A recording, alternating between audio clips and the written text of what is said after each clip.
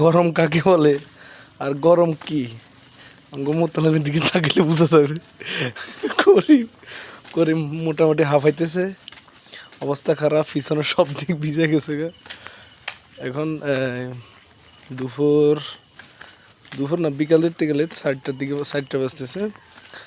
এটা গোসল করে মাঠে চলে আসছে গরমের কারণে।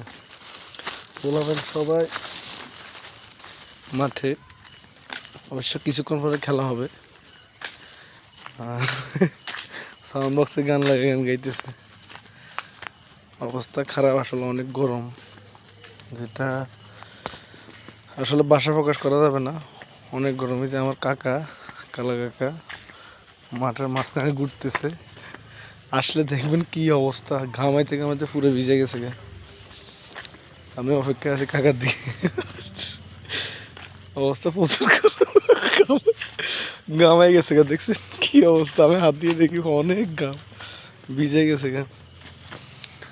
তারপর আমরা খেলার জন্য প্রস্তুতি নিতেছি, সব দেখেন আসলে থমথমে অবস্থা, অনেক গরম।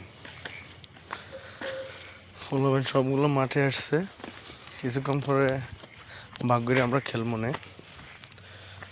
তারপর আমি বলটা মারছিলাম, ওই পুকুরে চলে গেছে। এখন ওইটা উদ্ধার করার জন্য সবাই প্রস্তুতি নিতেছে, দেখি কি অবস্থা, বলটা পাই কিনা। ওই পুকুরে অনেক ময়লা। এখন তো সবাই গরম মধ্যে গোসল করে বাথরুম ইউজ করে, তো পুকুরের আর দরকার হয় না। তাই প্রত্যেকটা পুকুরের অবস্থা একবারে শোচনীয়, অনেক খারাপ।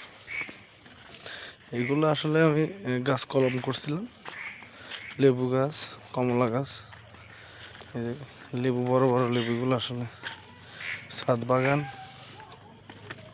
এই আর অবস্থা আর কি, অনেক গরম আসলে।